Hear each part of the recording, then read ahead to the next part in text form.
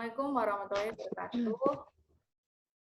Kami dari kelompok 6 akan membawakan presentasi tentang penyusunan anggaran biaya tenaga kerja.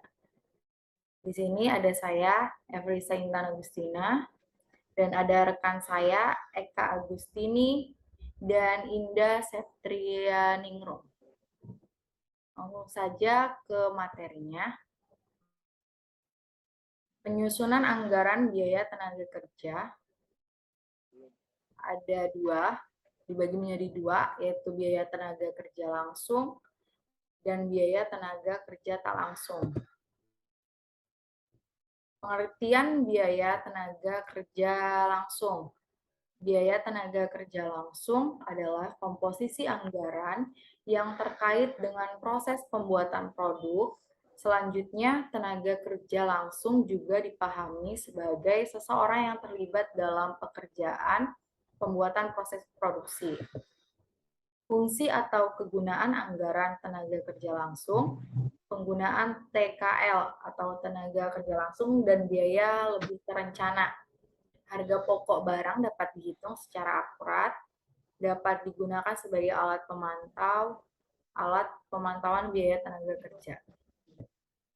Persiapan dalam penyusunan anggaran tenaga kerja langsung ada satu, rencana produksi, yang kedua, bagian atau departemen yang digunakan untuk melakukan proses produksi, tiga, penyelesaian produk standar, waktu yang dibutuhkan untuk menghasilkan satu unit produk, empat, ada beberapa jenis sistem pengupahan yang digunakan. A, sistem upah menurut waktu per jam, upah yang besarnya ditentukan oleh jam standar tenaga kerja langsung dikalikan dengan tarif upah standar tenaga kerja langsung.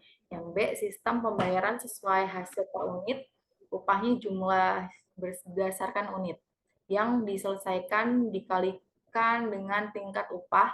Yang C, sistem upah dengan intensif interval besaran dalam satuan selesai dalam waktu yang telah ditentukan berdasarkan interval.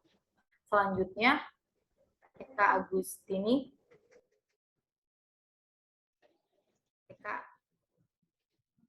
Menyusun anggaran tenaga kerja langsung. 1. Dapat melakukan pembagian biaya tenaga kerja.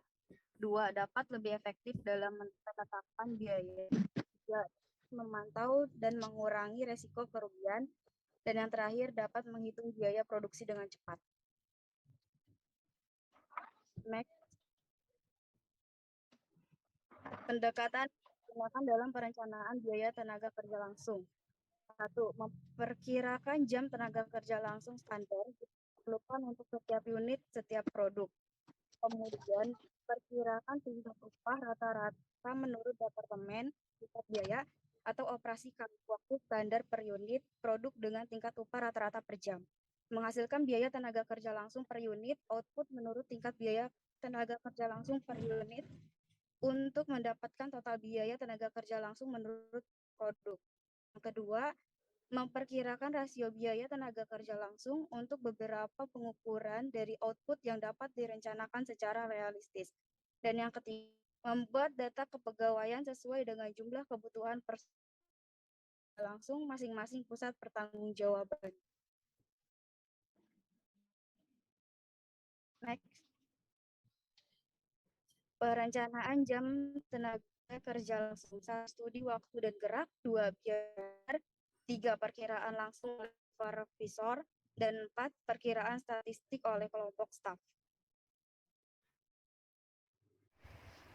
Cara menghitung tenaga kerja langsung. 1. Berapa besarnya jumlah barang yang akan diproduksi. 2. Jumlah biaya tingkat upah rata-rata per jam tenaga kerja langsung. 3. Berapa jumlah jam tenaga kerja langsung yang dibutuhkan untuk menyelesaikan barang per unitnya. 4. Ketahui jenis apa saja barang yang dihasilkan oleh perusahaan. Dan yang kelima, seberapa lama waktu produksi barang yang ditargetkan. Secara sederhana, perhitungan tenaga kerja ini sering digunakan dengan cara mengalihkan total jam kerja dengan biaya upah tenaga kerja. Perlu kamu ketahui bahwa tidak semua biaya termasuk dalam biaya. Perencanaan tingkat upah. Penentuan tarif tenaga kerja langsung rata-rata di Departemen Produksi atau Pusat Biaya seringkali bukan masalah serius. Pendekatan yang lebih baik untuk merencanakan tarif dengan menghitung tenaga kerja langsung di Departemen atau Operasi dan tingkat upah satu per satu. Lalu hitung rata-rata. Pendekatan yang kurang dapat diandalkan termasuk perhitungan rasio historis antara upah yang dibayarkan dan jam tenaga kerja langsung yang ditetapkan.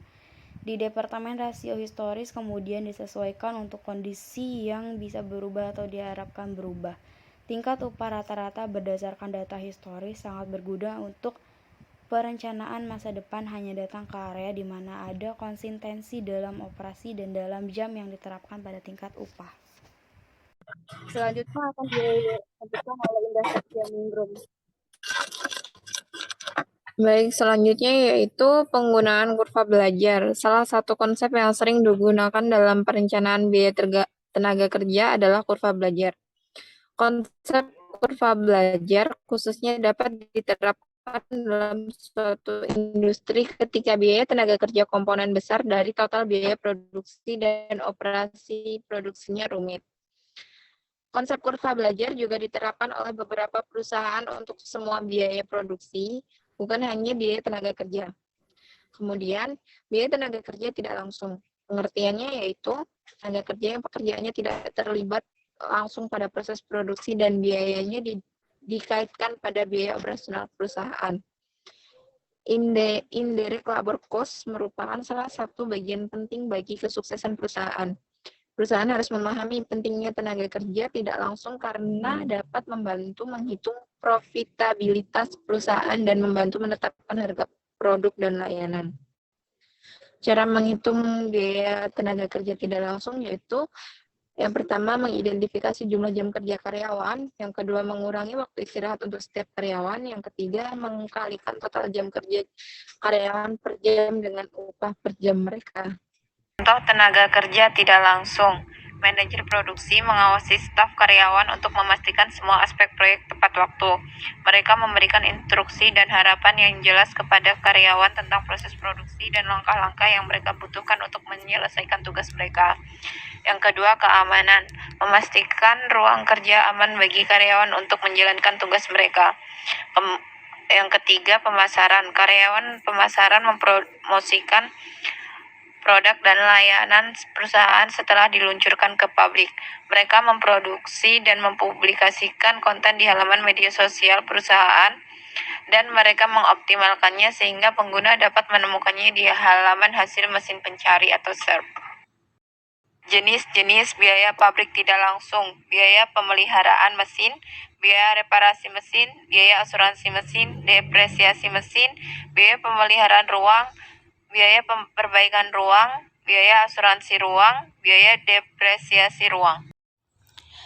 Sekian dari kami, semoga apa yang kita sampaikan dapat bermanfaat bagi kita semua.